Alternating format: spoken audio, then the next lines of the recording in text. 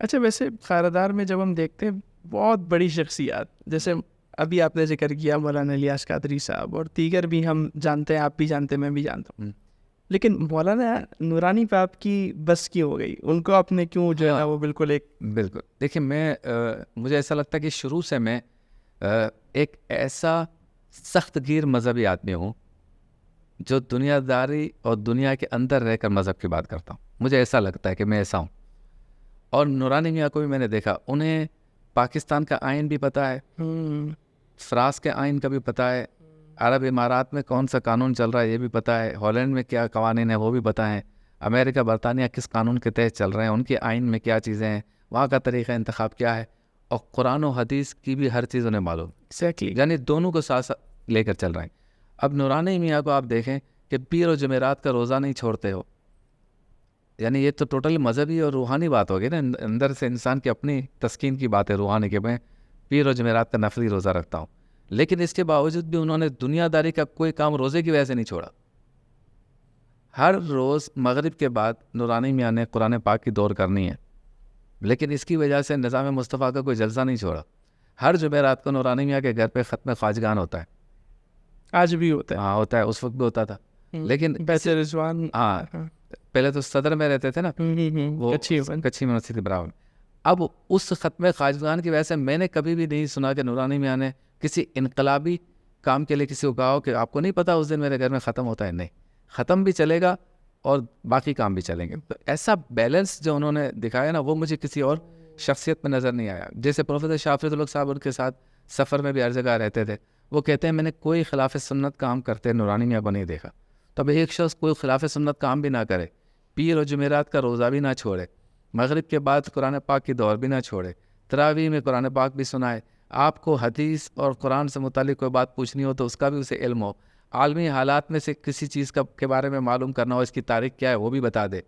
اور آپ اگر اس کو کہیں کہ یہ میرا پیر ہے تو روحانیت بھی عروج پر، آپ کہیں عالم ہے تو علم بھی عروج پر، آپ کہیں مفتی ہے تو فتویٰ بھی کمال کا، آپ کہیں کہ سجادہ نشینی، مزارات، درگاہیں، ان سے متعلق آپ کا کانسیپٹ کیا ہے، تو وہ ایک جدید کانسیپٹ ایسا لائیں کہ جو آپ کو زیادہ روحانیت کے قریب بھی کر دے اور معاشرتی برائیوں سے بھی دور کر دے. تو ایک ایسی خوبصورت شخصیت جس میں ساری چیزیں موجود ہوں، وہ مجھے لگا کسی اور میں نہیں ہے. اور مجھے ذاتی طور پہ ایسا لگتا ہے کہ شاید میں بھی مکمل مذہبی اس اعتبار سے نہیں ہوں، نہ مکمل دنیا دار ہوں، میں بھی ایسا ہی کوئی مکسچر ہوں شاید. یہ تو باقی لوگ اندازہ لگائیں گے. اور آپ دیکھتے ہوں کہ پروگراموں میں بھی میں وضو اور غسل اور نماز، حج اور زکوٰۃ کے مسائل یہ بیان کرتے کرتے اچانک میں دنیاوی مشاہدات کی طرف آ جاتا ہوں. اور یہ چیزیں ہم نے نورانی میاں سے سیکھی، مثالیں دینا، اپنے گھر میں کیا ہو رہا ہے، معاشرے میں کیا ہو رہا ہے. یعنی ممبر رسول پہ بیٹھ کے نورانی میاں کہتے تھے کہ اگر کوئی یہ کہے کہ مجھے اس سے کیا کہ کشمیر میں کیا ہو رہا ہے، مجھے اس سے کیا کہ فلسطین میں کیا ہونا ہے، میرا اس سے کوئی تعلق نہیں کہ عراق کے مسلمان پریشان ہیں، مجھے اس سے کوئی غرض نہیں کہ افغانستان پہ بمباری ہو رہی ہے. نہیں، نورانی میاں کہتے تھے یہ آپ کا میرا فرض ہے کہ ہم آگاہ بھی رہیں اور جو کچھ کر سکتے ہیں وہ کریں بھی، یہ ڈیوٹی ہے، ورنہ مسلمان کس چیز کے ہیں. تو یہ ایسی ایسی چیزیں انہوں نے ہمیں سکھائیں کہ جو بتاتی تھی کہ ایک کمپلیٹ مسلمان ہونے کے لیے سب سے آسان طریقہ تو یہی ہے کہ لائٹ بند کر کے ذکر الہی کریں، گھر سے نہ نکلیں، بیوی بچوں کو چھوڑ کے، یا تو آپ ایک ایک سال کے لیے تبلیغ پہ چلے جائیں اور کہیں کہ میں کیا کروں، میں تو ہوں ہی اللہ کی راہ میں، تو اللہ ہی ان کا وارث ہے، میری ماں کا، میری بیوی کا، میرے بچوں کا. یہ نہیں سکھایا. حضرت نے ہمیں بتایا اسی دنیا میں رہنا ہے، اس چیلنج کو قبول کرنا ہے.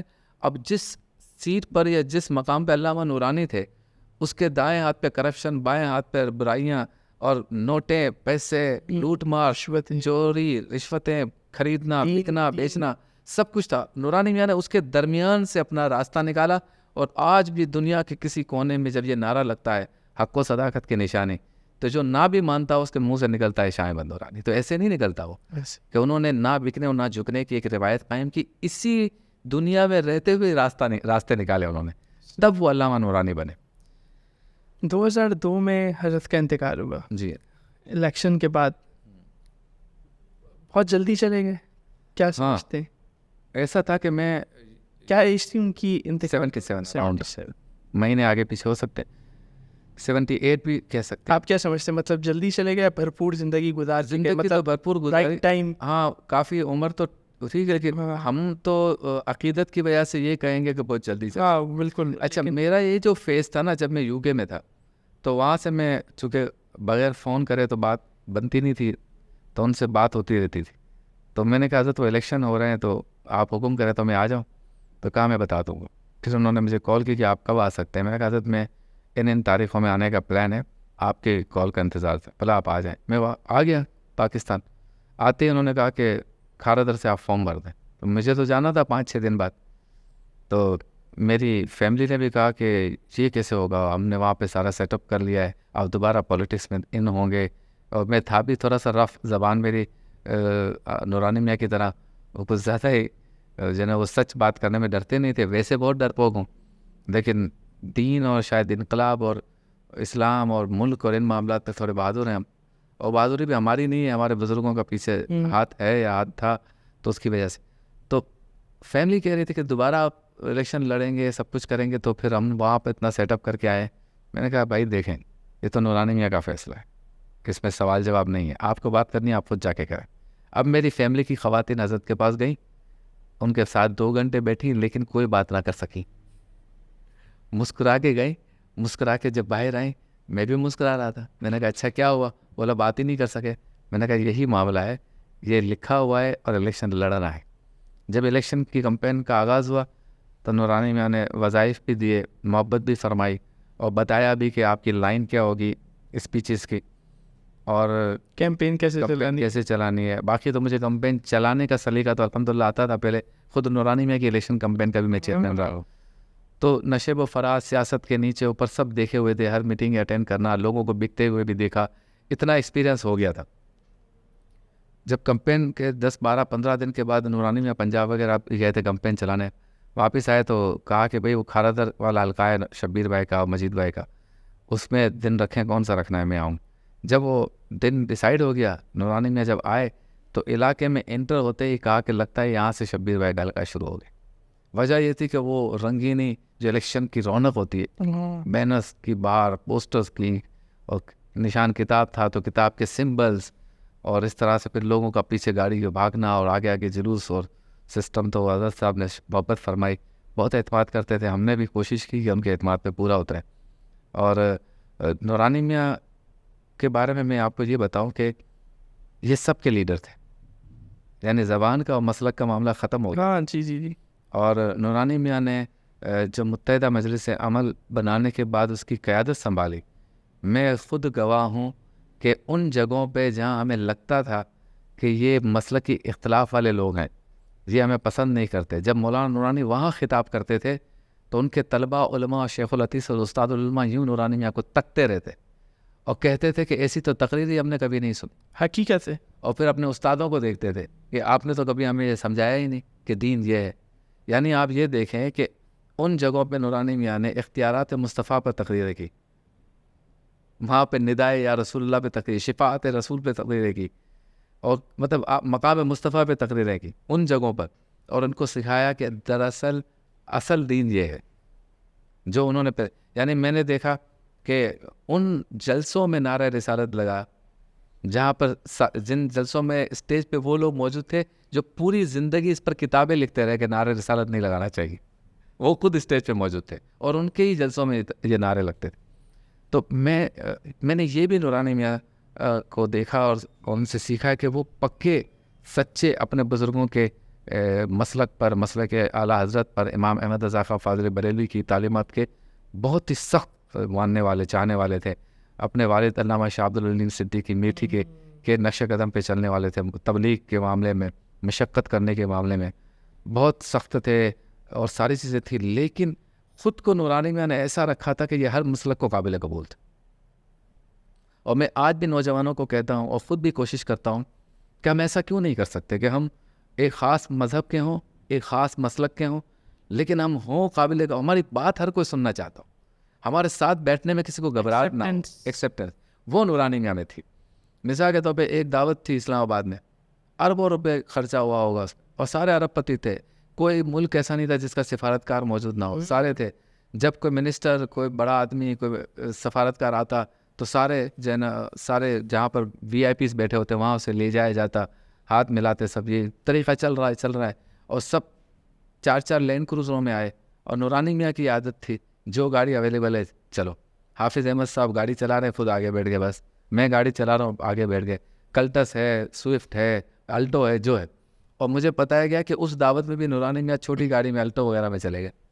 لیکن جب نورانی میاں اس محفل میں، اس اجتماع میں داخل ہوئے تو سب نے گردن گوا کر اس طرح سے دیکھا جیسے سب سے زیادہ VIP وہی ہے.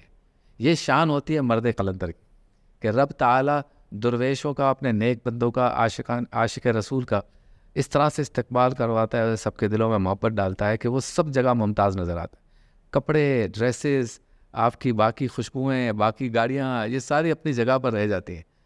اصل چیز یہ ہوتی ہے جو اللہ اور نورانی میں ہم نے دیکھا. اور خود اتنے کریکٹر کے جتنے صاف تھے حافظ صاحب، اتنے ہی ظاہری طور پہ بھی ان کے ساتھ رہنے والا خود کو صاف ستھرا رکھتا تھا. وہ بہت اچھے خوش لباس تھے، چہرے کو صاف رکھنا اور مہندی لگانا داڑھی پر، بالوں پر، اچھی صاف ستھری ٹوپی پہننا، صاف ستھرا جبہ پہننا. ہر وقت ہم نے خوشبو آتی تھی، بہت پسند کرتے تھے خوشبو کو. نیٹ کلین رہنا، جہاں بیٹھنا اٹھنا ہے سب خاطر تواضع. چھوٹے سے چھوٹا بندہ ہے، چائے پلانی ہے، مٹھائی کھلانی ہے، گاڑی سے لینا ہے، گاڑی تک چھوڑنا ہے، مہمان نوازی. تو مطلب کمپلیٹ شخصیت تھے. آپ نے پوچھا کیوں، تو میں نے کہا بس نورانی اللہ. اور ہم نے تو یہ بھی سنا ہے کہ وہ جب کچھی میں مسجد صدر میں اس کے ساتھ بھی ان کا گھر تھا، آج بھی اس کی یادگار ہے. جی. تو ہم نے تو یہ بھی سنا ہے کہ اس چھوٹے سے گھر میں کال جب فون بجتا تھا تو دوسری سائڈ سے کبھی جو ہے وہ قذافی، کبھی مہاتیر محمد، اور جو ہے اسی طرح یاسر عرفات، اس طرح کے لوگوں کی کالز آتی تھی اور مشاورت ہوا کرتی تھی. اب دیکھیں اس گھر میں جس کی سیڑھیاں بھی شاید ٹوٹی ہوئی تھی، میں تو بعد میں آیا لیکن پہلے بھی اور میرے سامنے بھی بڑی بڑی شخصیات ان سیڑھیوں پہ چڑھ کے حضرت سے ملنے آئی. اور ایسا بھی ہوا کہ وہ ٹائم پر نہیں آئی اور نورانی میاں نے قرآن کی تلاوت شروع کر دی، تو ایسا نہیں کہ قرآن کی تلاوت چھوڑ کر ان کی طرف آ گئے، چونکہ ٹائم سے وہ کچھ لیٹ ہو گئے تو قرآن ختم کرنے کے بعد ہی ملاقات کی. اسی طرح سے بعض شخصیات نورانی میاں کو یہ کہتی تھی کہ ہم آپ کے گھر فلاں کام کے لیے آنا چاہتے ہیں. اگر وہ کام ضروری ہوتا تو نورانی میاں مہمان نوازی کے لیے خود کو حاضر کرتے. اگر لگتا کہ معاملات دیکھنے دکھانے والے ہی ہیں صرف، تو کہتے تھے کہ آپ وہیں سے بیٹھ کے دعا کر دیں، آپ بہت نیک آدمی. یعنی کوئی شوق نہیں تھا کہ بڑے لوگ آئیں، بڑے لوگوں سے میں جا کے ملوں. ضرورت ہے جس سے دین کا یا ملک کا کوئی فائدہ ہو رہا ہے تو اس کے ساتھ تو ساری چیزیں ہیں. ورنہ اپنے وقت کی بہت انہوں نے قدر و قیمت کی. رب تعالیٰ نے ان کے کام میں بھی برکت رکھی تھی اور وقت میں بھی برکت رکھی تھی. عصر سے مغرب روزانہ ملتے تھے. آج آپ بتا دیں کون سا سیاستدان ڈیلی ملتا ہے؟ ہمارا کون سا پیر ملتا ہے روزانہ؟ کس درگاہ خانقاہ کا سجادہ نشین ڈیلی عام پبلک کے لیے ملتا ہے؟ کون سی تنظیم کا سربراہ ملتا ہے؟ نہیں ملتے. کراچی میں عصر سے مغرب آپ مل سکتے بھائی. اب مغرب کی اذان ہوگی تو پھر ان کی دور شروع. اور اتنی برکت تھی کہ عصر اور مغرب کے درمیان ہی جتنے لوگ بیٹھے ہوتے تھے سب سے مصافحہ یا بات چیت ہو جاتی. یہ کام کے ساتھ ساتھ وقت پہ برکت اللہ تعالیٰ نے فرمائی. صحیح. اچھا، وہ جو میں نے آپ سے کہا تھا میں ایک بنیادی سوال پوچھوں گا، چلو اس کو بھی سائڈ پہ رکھ کے نورانی میاں کی بات چل رہی ہے تو ایک اور سوال. ختم نبوت کی جو تحریک تھی جی، اس میں ہم سنتے ہیں کہ نورانی میاں کو آفر آئی تھی جتنا چاہیے لے لیں اور اس معاملے سے آپ پیچھے ہٹ جائیں. تو اس واقعے کی صداقت اور اس حوالے سے، یعنی ختم نبوت کی جو مومنٹ تھی اس بارے میں کوئی ایسی بات جو پبلک کو نہیں پتا. ہم بہت سنتے ہیں اسٹیجز پہ، ابھی بھی سپٹمبر کا مہینہ آئے گا تو تقاریر ہوں گی، سب کچھ ہوگا. کوئی ایسی خاص بات جو آپ جانتے ہو اور آپ سمجھتے ہو یہ بات لوگوں تک پہنچنی چاہیے؟ دیکھیے یہ جو ختم نبوت والا معاملہ جن دنوں میں چل رہا تھا نا، نورانی میاں نے جب اس کو لیڈ کیا تو 3 زاویوں سے یا 3 جہتوں سے یا 3 راستوں کے ذریعے اس کام کو کیا. اچھا. ایک کام تھا عوامی طور پر جلسوں کے ذریعے پبلک کو موبلائز کرنا، پبلک کو بتانا کہ یہ کتنا اہم معاملہ ہے. لا الہ الا اللہ محمد رسول اللہ کلمہ پڑھ لینے والا مسلمان جو رسول اللہ کو نبی مانتا ہے، اتنا کافی نہیں ہے، آخری نبی مانے گا تو کمپلیٹ ہوگا. صحیح. ایمان کا معاملہ. یہ بات سمجھائی انہوں نے عوامی اجتماع کے ذریعے. ایک جہت ہو گئی. دوسرا عوامی. دوسرا انٹلیکچل. پڑھنا ہے، پڑھانا ہے، لکھنا ہے، لکھانا ہے، سیکھنا ہے، سکھانا ہے، اس کی ترتیب بنانی ہے، اس کو ڈاکومنٹیشن میں لانا ہے. آپ دیکھیں اللہ کا جو ولی ہوتا ہے نا، وہ پچھلے اللہ کے ولی کا چھوڑا ہوا کام جو ہے اس کو کنٹینیو کرتا ہے. یہ میرا اپنا مشاہدہ ہے کہ آپ دیکھتے جائیں کہ سارے کام ایک ولی نے شاید نہ کیے ہوں، اس زمانے کے تو سارے کام کر لیے ہوں، لیکن چونکہ زمانہ بدلتا رہتا ہے اس کی جو ایکسٹینشن آپ کہہ لیں وہ پھر آنے والا ولی کہتا اچھا پیچھے والے نے مجھے روحانی طاقت دے دی, کنیکشن جڑ گیا, کرنٹ لگ گیا, چلو بھائی پھر وہ چھوڑ. تو اعلیٰ حضرت سمیت باقی جتنے بھی ہمارے پیچھے کے علماء تھے ان سب نے عقیدہ ختم نبوت پر کام تو کر لیا اور یقیناً انہی کا کام تھا جو بیس بنی, لیکن قانون میں جو ہے منکر ختم نبوت کو مسلمان نہ ہونا, یہ قانون میں یہ پاس کروانا, یہ کام نورانی میاں نے کر دیا اور یہ انٹلیکچل طریقے سے ہوا سارا. یہ دوسرا زاویہ ہے, دوسری جہت. تیسرا تھا منانا, ان لوگوں کو منانا جن کو ملا کر یہ کام ہونا ہے. یعنی اب اس وقت حکومت تھی بھٹو صاحب کی, تو ان کو تو منانا ہے نا, تو سوشلسٹ آدمی تھے اور ایک اکثریتی پارٹی کی حکومت تھی, ان سارے ممبرس کو تو منانا ہے نا. تو اب یہ 3 راستوں سے نورانی میاں نے اٹیک کیا ایک طرح سے, یا کام کیا اس پر کہ بھئی یہ ان 3 طریقوں سے مجھے کام کرنا ہے تو میں عقیدہ ختم نبوت پہ جو ہے وہ آگے بڑھ سکوں گا یا قرارداد تک بات جائے گی. اب جب اس کے قریب آ گئے تو پھر چیزیں آ گئی ٹیبل پہ, باہر پبلک موبلائز ہو چکی تھی, ٹھیک ہو گیا, انٹلیکچولی سارے پیپرز دستاویزات تیار ہو چکے تھے, ٹھیک ہو گیا, منانے کا سلسلہ شروع ہو گیا. اس میں سے کچھ لوگ جو ہے وہ ماننا شروع ہو گئے, کچھ نے کہا نہیں یہ ایسا معاملہ نہیں. جو بات آپ پوچھنا چاہ رہے ہیں کہ کچھ ایسی باتیں, کئی باتیں نورانی میاں نے یہ جو میں بتا رہا ہوں بیٹھ کے بھی ہمیں بتائیں. مجھے مولانا حقانی صاحب اور دیگر بزرگوں نے بھی رحمۃ اللہ علیہ انہوں نے بھی بتائیں کہ اس زمانے میں ہم کیسے جاتے تھے. کبھی کبھی گاڑی خراب ہو جائے تو موبائل تو ہوتا نہیں تھا کہ جہاں جلسے میں جانا ہے ان کو کہیں کہ بھائی ہم یہاں کھڑے ہیں, تو لفٹ بھی لے کے جاتے تھے. بلکہ حقانی صاحب نے مجھے بتایا کہ ایک مرتبہ ہم ٹرالر میں بیٹھ کے گئے کسی جگہ, جی ٹی روڈ پر, یہ کوئی ایسا مسئلہ ہو گیا تھا. تو اس طرح کی صحبتیں بھی برداشت کی. انہی صحبتوں اور پریشر میں ایک پریشر وہ تھا جس کا آپ نے تذکرہ کیا کہ آفر آ گئی کہ آپ سے لاہوری گروپ کا نام ہٹا دیں, بس اتنا کر دیں, اس کی پیمنٹ بتائیں کتنی لے گی, قرارداد آپ پیش کریں. ہم جو لاہوری گروپ ہے, چونکہ ان کا ایک سیکٹ تھا, ان کا ایک گروہ تھا, ہاں وہ بھی جو مجدد کی حیثیت سے مانتا تھا, بالکل. انہوں نے کہا کہ بھئی آپ ہمارا نام نکال دیں, اس کی پیمنٹ بتائیں. وہ حضرت جو مشہور جملہ کہا کہ میرا سودا پہلے ہی ہو چکا ہے بازار مصطفیٰ. جو اہم بات ہے جو میں نے راویوں سے سنی وہ یہ ہے کہ کچھ ایسی روحانی کنیکشن والی بات تھی جو نورانی میں جب الیکشن لڑ رہے تھے, جس قومی اسمبلی میں جا کر انہوں نے یہ قرارداد پیش کی, اس قومی اسمبلی کا جب الیکشن لڑ رہے تھے تو یہ کام رب تعالیٰ نے اور سرکار نے ان سے لینا ہے. اس کنیکشن کا کوئی روحانی علم ان کو تھا اور یہ کنیکشن مدینہ شریف سے ان کو ملا تھا. جیسے کوئی ڈیوٹی نہ ملی ہو کسی کو, کیونکہ میں نے ان کی گفتگو سے میں نے ان کی گفتگو سے اندازہ لگایا حضرت صاحب نورانی میاں کہ جیسے جیت گئے الیکشن, اب پہنچنا ہے تو تیار نہیں ہو جاتا بنتا کہ ہاں جی اس لیے جیتا ہوں میں, اب آؤ. اب وہ گئے, انہوں نے کام سارا کرنے کے بعد مجھے یہ بھی پتہ چلا کہ اس کام کے مکمل ہونے کے بعد بھی نورانی میاں نے مدینہ شریف میں ہی کسی جگہ پر اپنے بہت ہی قریب کے لوگوں بزرگوں سے کہا کہ کام تو پورا ہو گیا, اب تو شاید سیاست کی ضرورت نہیں ہے. اس طرح کی کوئی گفتگو مکالمہ ہوا تو روضہ رسول سے یہ پرمیشن نہیں ملی.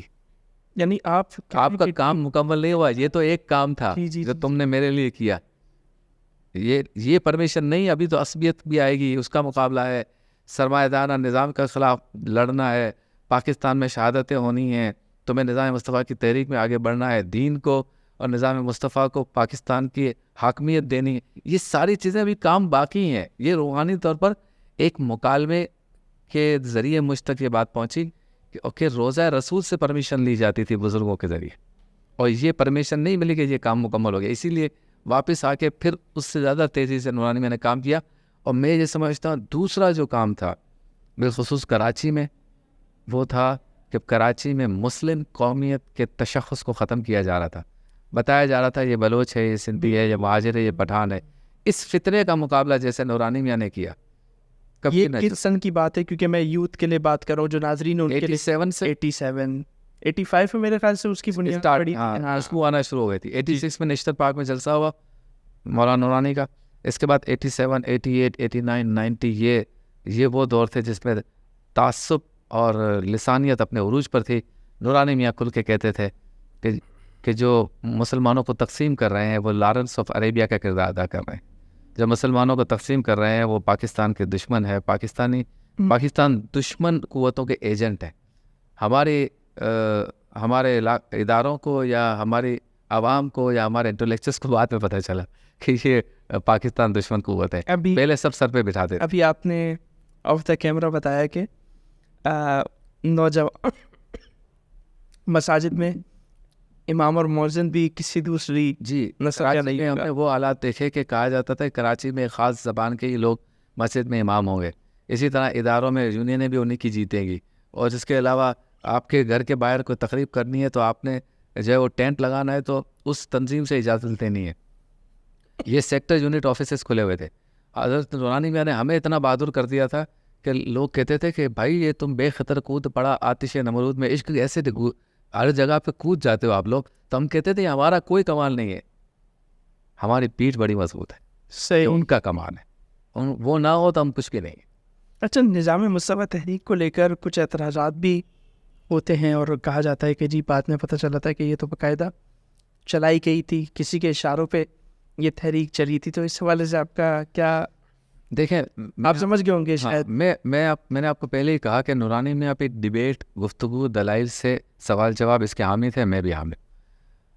یہ تو ہو ہی نہیں سکتا کہ کوئی کہے میرے پیر سے, میرے مرشد سے, میرے امام سے, میرے قائد سے غلطی نہیں ہو سکتی. جو یہ کہتا ہے تو بیوقوف ہے, کیونکہ غلطی تو ہوگی, اللہ کے ولی سے بھی ہو سکتی ہے, کم ہو سکتی ہے, کتنی ہو سکتی ہے, یہ سب الگ بات ہے. لیکن نبی کا معاملہ دوسرا ہے, ولی کا معاملہ دوسرا ہے. اگر ہم اپنے قائد لیڈر کو اللہ کا ولی بھی سمجھتے ہیں تو اسٹریٹجیکلی حکمت عملی ان معاملات میں کوئی نہ کوئی غلطی تو یقیناً ہو سکتی ہے. اسپیس دیتے بالکل دینا چاہیے. اور یہ بھی ہوا ہوگا یقیناً, میں نے ایک دو اتحاد دیکھے کہ نورانی میاں نے وہ اتحاد قائم کیے, عین وقت پہ انہوں نے دھوکہ دے دیا. اب کوئی کہے کہ اگر پتہ تھا حضرت کو کہ دھوکہ دے دیں گے تو اتحاد کیا کیوں؟ تو بھائی پتہ ہوتا تو اتحاد تھوڑی کرتے. یہ تو دیکھیں کچھ چیزیں دنیاوی فیصلوں کی ہوتی ہیں. ہمارے یہاں مصیبت یہ ہے کہ چاہے کسی بھی مسلک کا کوئی بھی مذہبی لیڈر ہو, اس کے پیروکار یہ کہتے ہیں کہ ہمارے لیڈر سے غلطی نہیں ہو سکتی. بلکہ آج کل تو سیاسی لیڈر کے بارے میں بھی یہی کہا جا رہا ہے کہ میرے لیڈر سے غلطی نہیں ہو سکتی. بھائی کیوں نہیں ہو سکتی؟ بالکل ہو سکتی ہے. آپ ایک میدان میں ہیں, آپ کو 200 فیصلے کرنے ہوتے ہیں, 100 صحیح ہوں گے, 40 غلط ہوں گے, 60 معتدل ہوں گے. 100 فیصلے کیے, 90 صحیح ہوں گے, 10 نہیں لگے. 100 لوگوں سے آپ ملے, 90 کے متعلق آپ کا ذہن یا آپ کا جو خیال تھا وہ درست ثابت ہوا, 10 کے متعلق نہیں ہوا, تو آپ کو اتنا اسپیس دینا ہوگا. میں اس میں درجہ بہ درجہ یا ایشو بہ ایشو بات نہیں کروں گا, لیکن پوری نورانی میاں کی سیاسی زندگی میں یقیناً ایسے کئی مواقع آئے ہوں گے کہ بندوں کو پہچاننے میں, اس سچویشن کو پہچاننے میں یقیناً ہمیں اتنا اسپیس دینا چاہیے کہ سیاسی لیڈر سے کہیں نہ کہیں مسٹیک ہو سکتی ہے معاملے کو ساتھ. لیکن یہ اس کے خلوص کی بات ہے, ہاں, کہ اس کے اخلاص پہ کوئی شک نہیں کر سکتا. اور میں سمجھتا ہوں کہ ظاہر ہے کہ یہ بھی بڑے جگڑے کی بات ہے, دل گردے کی بات ہے کہ آپ اس بات کا اظہار کر رہے ہیں اپنے ممدوح شخصیت کے بارے میں, کیونکہ مزاج نہیں ہے نا آج کل یہ سننا, ایک لفظ سننا گوارا نہیں کرتے. جیسے مثال کے طور پہ میں نے نورانی میں سے کہا حضرت 1985 کا الیکشن ہم لڑ رہے تھے تو بہتر نہیں تھا. انہوں نے مجھے قائل کیا کہ نہیں بہتر نہیں تھا. اچھا, انہوں نے کہا دیکھیں یہ اعلان ہوا کہ یہ الیکشن ہوں گے اور یہ غیر جماعتی ہوں گے. اچھا, اور ہم ایک جماعت ہیں, تو جماعت ہو کر غیر جماعتی الیکشن ہم کیسے لڑیں؟ تو سینٹ میں بیٹھے تھے آپ؟ نہیں بائک آؤٹ کیا. اچھا, بائک آؤٹ. سینٹ میں بھی تو بیٹھے تھے. یہ 2001-2002 بیٹھے سینٹ میں, الیکشن کیوں نہیں لڑا؟ الیکشن تو اسٹریٹجی تھی نا متحدہ مجلس عمل. اچھا, کہ کس جگہوں سے کس کو لڑانا ہے, اور جب الیکشن ہم جیت جائیں گے تو کس طرح سے کس کو سینٹ میں لے جانا ہے. تو قاعدے اس میں اختلاف بھی تو بنے نا سینٹ میں, دیکھیں آپ. اچھا, تو مطلب آپ کے خیال میں صحیح فیصلہ؟ ہاں صحیح. اچھا, یہ جو آپ نے ابھی جیسے ایک بات کی, تو میں بس اس پہ 1 ورڈ آنسر چاہوں گا کہ آپ نے کیا اسپیس دینی چاہیے, غلطی ہو جاتی ہے شخصیات کو لوگوں کو پہچاننے میں بھی اور صورتحال کو. نورانی میں نے کبھی آپ کے سامنے یا کسی بھی موقع پہ کچھ اس طرح کا اظہار کیا کہ ہاں اس پوائنٹ پہ ہم غلط ہوئے, ہم یوں انہوں نے کہا کہ اگر ہم آپ درست کہہ رہے ہیں, اگر ہم اس کو یوں کر لیتے. اچھا, لیکن میں آپ کو ایک بات بتاؤں, اکثر جو ایسی جس کو ہم کہتے ہیں اجتہادی غلطیاں, سیاسی اجتہادی غلطی, جی جو ہمارے روحانی لیڈروں سے ہو گئی, یا روحانی سیاسی لیڈروں سے, تو نورانی میاں کے معاملے میں ایک بدقسمتی یہ تھی کہ ان کے ساتھی غدار نکلے. ان کے آس پاس رہنے والے جو ہے نا, انہوں نے نورانی میاں کو عین موقع پہ دھوکہ دیا, اور دھوکہ دیتے گئے. یہ سچویشن اظہر صاحب کے ساتھ رہی ہے. 85 سے شروع ہوئی, 88 میں بھی ہوئی, 91 میں بھی. یعنی اچھے قابل اعتماد ساتھی جن کو سمجھ لیں کہ انگلی پکڑ کے چلنا نورانی میاں نے سکھایا, وہ نورانی میاں کے سامنے آ گئے. الیکشن تک لڑا نورانی میاں کے خلاف.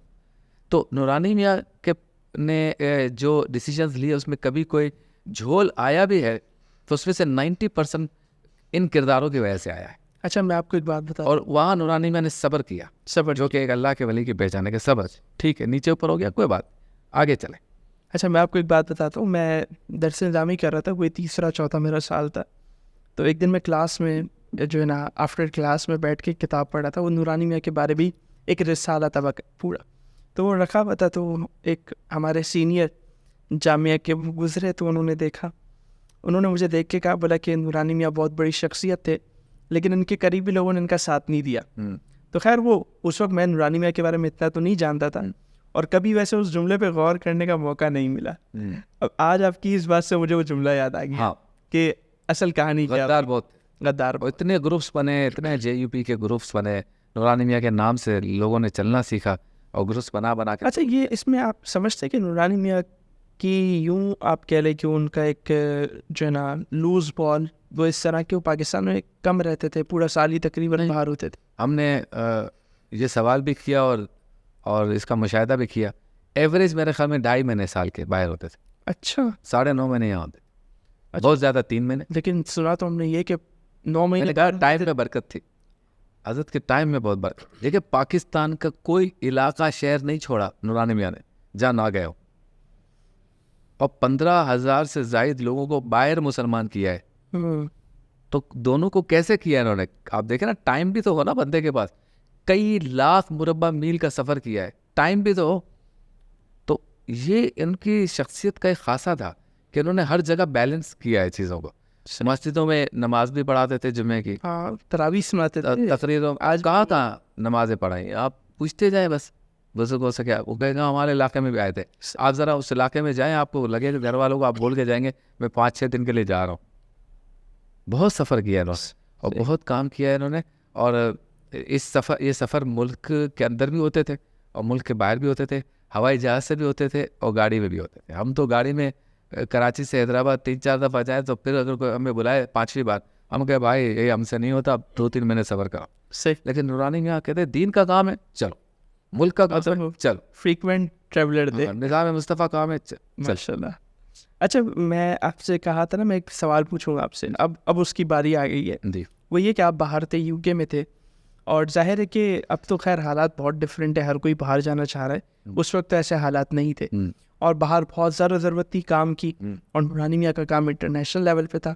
انہوں نے آپ کو اس حوالے سے نہیں کہا کہ آپ UK میں ہیں یا یورپ میں ہیں تو وہیں دین کا کام شروع کر دیں, یہاں نہ آئے؟ ہاں, یہ نا مجھے ایسا لگا کہ جب انہوں نے مجھے UK کے لیے اوکے کیا نا کہ آپ جائیں, تو مجھے ایسا لگا کہ میں یہاں 2-4 سال جب رہوں گا تو اس کے بعد کوئی نہ کوئی ڈیوٹی وہ دیں گے. اور میں نے 2-4 دفعہ ذکر بھی کیا, کیسے یہاں پہ میں نے ایک مسجد کا دورہ کیا ہے, ایک اسلامک سینٹر کا کیا ہے, یہاں اس کی ضرورت ہے. تو انہوں نے کہا کہ ہم نہ آ رہا, لیسٹر میں کام ہے, مانچسٹر میں ہے, لندن میں فلاں جگہ, بتاتے رہتے.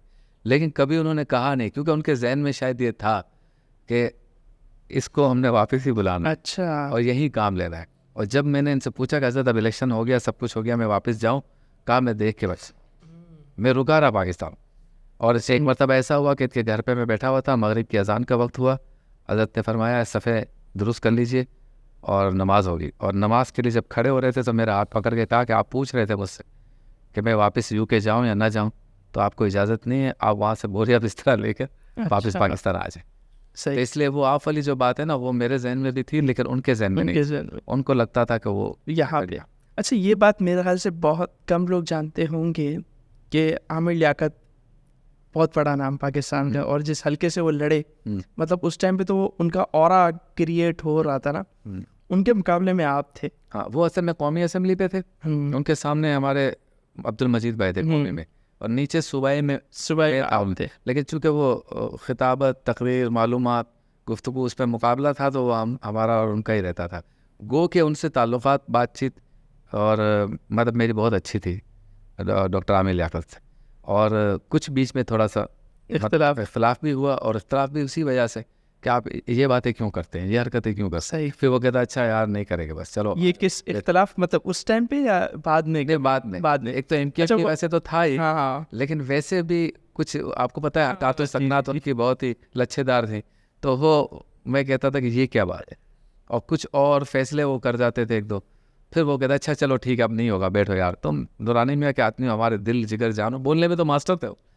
تو خیر کوئی اتنا بڑا کوئی لڑائی والا معاملہ نہیں تھا, لیکن پیار میں نہیں لڑائی کی تو میں بات نہیں کر رہا تھا, لیکن ویسے ہی کہہ رہا تھا کہ مطلب ایک وہ مطلب دو آپ آمنے سامنے تھے تو اس کا کیا ماحول تھا, الیکشن کا کیا سیاست ہو رہی تھی. سیاست ہے کہ وہ تقریر کرتے تھے, مجھے پرچی آتی تھی کہ وہاں یہ تقریر کی گئی, پھر میں اس کا جواب دیتا تھا. اچھا پھر میں دیتا تھا, ادھر پرچی جاتی تھی تو وہ جواب دیتے تھے. اس طرح کی نوک جھونک تھی. لیکن آپ یہ دیکھیں کہ اپنی زندگی کے آخری ایام تک ڈاکٹر عامر لیاقت یہ بات تسلیم کرتے تھے اور مجھے کہتے تھے, اور ان کے علاوہ ان کی جماعت کے باقی لیڈرز بھی آج بھی یہ بات تسلیم کرتے ہیں کہ تم حق پر تھے اور حق والے بندے کے ساتھ تھے. نظریہ بھی تمہارا سچا تھا, ہم بھول کر گئے, ہم غلطی کر گئے, ہم سمجھ نہیں سکے. ہم شہرت اور طاقت جو کراچی میں تھی ایک بندے کی جو باہر سے بیٹھ کے چلا رہا تھا, ہم سمجھے وہی سب کچھ ہے.